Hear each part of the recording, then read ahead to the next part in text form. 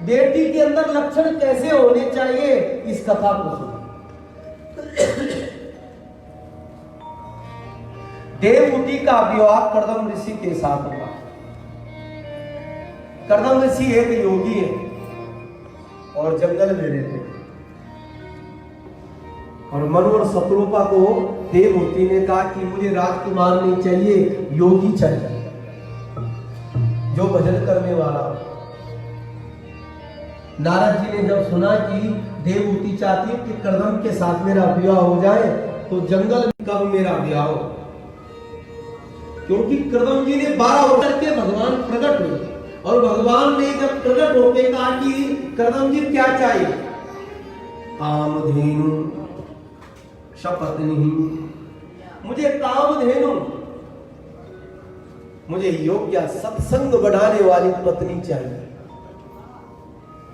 भगवान ने कहा आज से तीसरे दिन तुम्हारे घर में मनु और शत्रुपा और देवहूति आएगी, देवहूति के साथ अपना विवाह करना। तो कर्दम योगी थे, ऋषि थे, उन्होंने कहा महाराज सुनो मेरी बात, मैं तभी अपनी गृहस्थ जीवन को सफल मानूंगा आप जैसा पुत्र मेरे घर में पुत्र बन के आए, आप जैसा। भगवान ने कहा दुनिया में मेरे तरह और कोई नहीं, मैं हूं। अब मैंने वचन वहां दे दिया है, अब निवेदन ये है कि मैं ही तेरे घर में पुत्र बनने के लिए तैयार हूं, पर तू शादी कर ले। ये हमारे लिए शिक्षा पर बात है सज्जनों, बच्चों को शिक्षा दो। आज की तरह नहीं सज्जनों, शादी की जो प्रक्रिया है ना बहुत अनपढ़ लोग हैं, इतनी श्रद्धा से लोग शादी करा रहे हैं धूमधाम के साथ,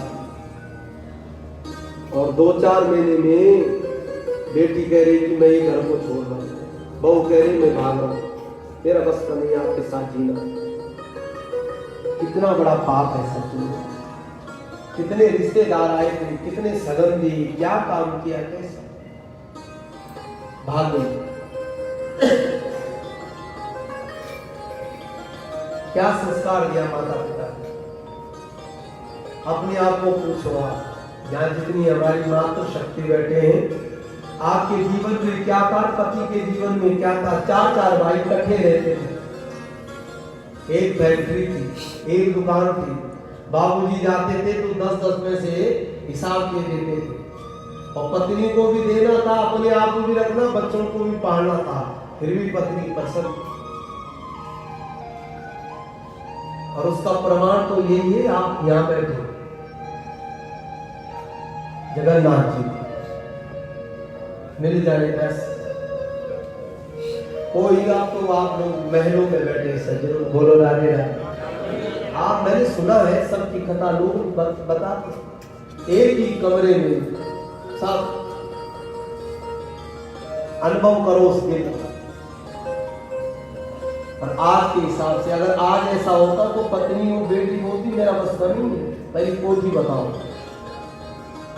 गाड़ी कितनी है, नौकर कितने हैं, मैं तो मैं पानी भी नहीं उठा पाऊं, कपड़े कुपड़े सब मेरे सेटिंग हो। उनके जीवन को जरा निहारो, क्या स्थिति होगी। आपके बेटे आपको अपनी गोद में बिठा रखे, क्यों रखे कि मालूम है उनको कि हमारी माता पिता ने बड़ा संकट झेला है जीवन में, बहुत यातना झेली उन्होंने जीवन में, और आप जैसे माता पिता होने वाले भी नहीं सकते। आज तो कहते बस हो जाए तो ठीक है, नहीं तो तू और मैं जब तक जी रहे तो जी रहे, संतान की कोई आस नहीं, क्यों इस चक्करों में पड़ रहे। आज का समाज कह रहा है हम दो जब तक पैसे ठाट से घूमो होटलों में और देश में, संतान की फिक्र नहीं। ऐसा युग आ गया सज्जनों। और जब दादा दादी रोते हैं बेटा एक तो हो जाए घर में खेलने के लिए, हाँ जब आप कह रहे तो कोई बात नहीं, पर 1 से 2 नहीं, मात्र 1, वो बेटा हो या बेटी हो, वो विकलांग हो काना हो जो मर्जी हो, पर 1 से 2 नहीं। ऐसी स्थिति आ गई आज हमारी। हाथ जोड़ रहे आपका ग्रस्त जीवन धन्य है सज्जनों। सौभाग्यशाली हैं आप लोग। कर्दम ऋषि को भगवान ने वचन दिया कि आपके गृहस्थ जीवन में मैं आऊंगा। वचन वृद्ध बने भगवान। 3 दिन की प्रतीक्षा की। जीवन में गृहस्थ जीवन में जाना चाहिए। जो प्रारब्ध में भाग्य में है उसको खूब भोगना चाहिए। एक घर को छोड़ के दूसरे घर को नहीं अपनाना चाहिए। ध्यान देना।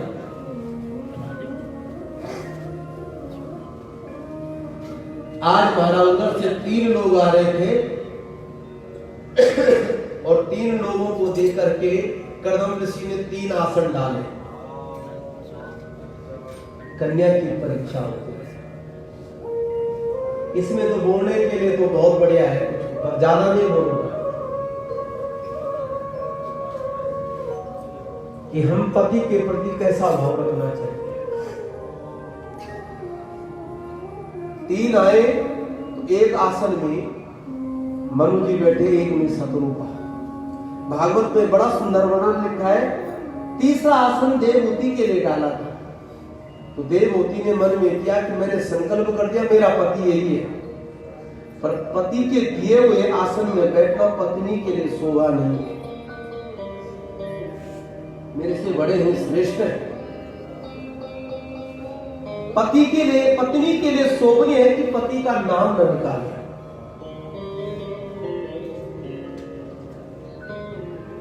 था का मेरे संचार शास्त्रों का प्रमाण है। बड़ा सम्मान, मेरे बड़े हैं, ज्येष्ठ है, हम उसको भाव दे, अच्छा भाव दे, बड़े हैं, सम्मान करें उनको आसन में। पत्नी का कर्तव्य होता था कि पति की थाली में भोजन परोसना और उनको खूब निहारना, बार बार दूसरा फुलका, एक और खाओ, एक और खाओ। देवी अब आप ही खाओ, आप पहले पूर्ण तो कर लो। पति ने थाली पूर्ण की, वहां पे एक ग्रास छोड़ा, पत्नी ने उठाया और उसी में अपना भोजन डाला। हमारे संतों ने भाव दिया वो भोजन नहीं अमृत खा रही, अमृत। कभी ऐसा था, कोई झगड़ा नहीं, कोई तलाक नहीं, कोई। अब तो ऐसी स्थिति आ गई है, आपको पता है, नाती हो गई, पोती हो गई, तब बोलते हैं तलाक दिया। बोलो राजे, आपको पता नहीं, ये पंजाब की घटना है, दूर की घटना नहीं, सच में। अब तेरा और मेरा हिस्सा अलग। अब बताओ कहां जाए वृद्धावस्था। नाती हो गई, बेटी की ब्याह भी हो गया, और अब ऐसी मती हो गई है कि बस अब तलाक। वो बेचारी जिसने इतनी कमाई की, बच्चों को पाला पोसा, वो कहां जाएगी, या कहां बेचारा जाए। जहां ऐसा भाव हो सज्जनों, वहां वास्तव में भगवान जगन्नाथ कहते हैं मैं वहां विराजमान हूं। सतग्रस्ती होती मंगल। हर समय महाराज हाथ जोड़ करके पति रहे, पत्नी के लिए शोभनीय नहीं सज्जनों। भागवत कहता है सज्जनों, बस नहीं, इतना भय भी मत हो। बाहर खूब हंस रहा है, गेट के अंदर गया, बिल्कुल हाँ, अंदर प्रवेश करते करते बिल्कुल बोल, देवी बोल मत। थोड़ा दर्द हो रहा कान में, दांत, भले उसका कुछ नहीं हो रहा है, क्योंकि इसके सामने मैंने जवान निकाली तो 36 बार बोली।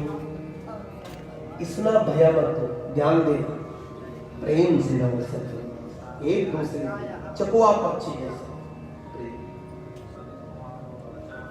ऐसा भाव होना चाहिए। और ऐसे भाव से गृहस्थी बड़ा मंगलमय। 100 वर्ष नहीं, 125 वर्ष जी सकते हैं। 100 वर्ष से ज्यादा जी सकते हैं। सम्मान करना चाहिए। देवहूति ने देवियों को शिक्षा प्रदान किया कि पति के आसन में नहीं, पर पति का सम्मान हो, हाथ रख दिया। बैठ गए, वार्तालाप हुई। जानबूझ के कर्दम ऋषि कह रहे कि क्यों आए मेरे इस कुटिया में, आप क्या कारण? और जबकि पता है, अरे महाराज नारद जी ने आपकी व्याख्या की, आप बड़े संत हैं, बड़े भक्त हैं, और हमारी बेटी ने आपको अपना पति रूप में वर्णन कर दिया। मैं पति? जंगल में अरे राजकुमारी किसी राजकुमार को दे दो, योग्य है, तुम राजा है तो किसी अच्छे लड़के को दे दो, क्यों यार जंगल में लाए? ध्यान देना, कर्दम ऋषि कहते हैं मेरी शर्त है, एक संतान होगी मैं बाबा बन जाऊंगा मात्र। देवहूति की तरफ मनु महाराज जी ने देखा, देवी ब्याह तो हुआ नहीं, और ये पहली बोल रहा है कि एक संतान होगी मैं बाबा बन जाऊंगा, चल गए। भारत की कन्या थी, भागवत जी की महाराज देवी थी, देवहूति। देवहूति ने मना नहीं किया, पिताजी बिल्कुल नहीं, ये बाबा बने जो मर्जी बने, पर अब शादी इसी के साथ करना है।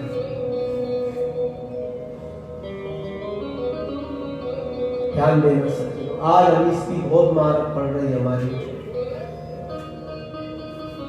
हमारा एक संकल्प नहीं, हम उसका गोरा चिट्टा रूप देख करके, वैभव देख करके फिसल जाते हैं, उसका नाटक देख करके हम फिसल जाते हैं, उसकी मधुर वाणी को देखकर फिसल जाते हैं। और एक छोटे व्यक्ति मधुर वाणी, शरीर थोड़ा सांवला, हम उसको मना कर देते। अब जो आई बहुत बड़े वैभव लेकर के घर में, तो घर में क्या करे? कलेशी करे। देवहूति ने संकल्प लिया, ये जंगल में रहे या घर में रहे, और मैंने इसको अपना पति बनाना है। बेटी की इच्छा थी, मनु महाराज जी ने कहा देवी तेरी इच्छा है तो शादी कर। जंगल में महाराज ब्याह हुआ, मांगलिक बधाई लगाई गई। बेटी को जब महाराज इस घास उसकी झोपड़ी में छोड़ा, मनु महाराज बड़े रोए। मैंने अपनी बेटी को कितना सुंदर ढंग से पाला पोसा, और यहाँ जंगल में रहेगी। जो सूर्य का प्रकाश बाहर है वो अंदर है, जो बारिश होगी वो अंदर आएगी। पिताजी को धैर्य रखाया देवहूति ने, पिताजी नहीं। जब कोई साधना हमारे जीवन में आती है, विपत्ता आती है, तो उसके बाद हमारे जीवन में सुख भी आता है, पर उसका सामना करना हमारा कर्तव्य, धैर्य से करना चाहिए। देवहूति कहती धैर्य रखो पिताजी, ये योगी नहीं है, ये बहुत बड़े महात्मा है, ये कुछ भी कर सकते हैं, आप जाओगे। रुदन करते करते अपनी बेटी की विदाई की, कर्दम मनु महाराज जी ने और शत्रुपा ने घर आए। देवहूति जब अपने पति देव के बंगले में घूमी, तो जब धरती में देखे तो चूहे, मेंढक, सांप, बिल बना रखे। ऊपर देखा तो पक्षियों के घोंसले। खुश हो गई, बोलो राधे राधे। इतना संतोष है, खुश हो गई कि मैं किसी योगी के घर में आई। कोई मन में महाराज उदासी नहीं। निवेदन किया, पतिदेव ये तो सब इनका घर है, आपका रहना भजन करना, ये देखो ये जो कोना है ना, यहाँ पे भजन कर लेता हूँ, कंदमूल खा लेता हूँ, देवी ये मेरा भजन, ये मेरा गृहस्थ। और खुश हो गए, भजनी महात्मा मिला मेरा पतिदेव। ध्यान देना सच्ची, बहुत बड़ी बात है। सतगृहस्थी में पति पत्नी अगर भजन करें तो ठाकुर जी कहते हैं आपके जीवन में कोई बोझ नहीं, मैं आपका साथ हूं। दोनों को भजन करना चाहिए, दोनों को सत्कर्म करना चाहिए। ज्यादा से ज्यादा हमारी लगन परमात्मा के प्रति। कर्दम ऋषि ने देखा कि इस देवी के अंदर उदासी नहीं है, मन में विचार किया कि समान शीलम गृह में दुधेनुना, मेरे योग्य पत्नी हुई।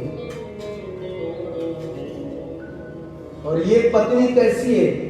काम पत्नी नहीं है, सत्संग बढ़ाने वाली प्रकृति, मेरा सत्संग बढ़ाए तो मुझे पूर्ण भरोसा है कि भगवान मेरे घर में आए। काम पत्नी में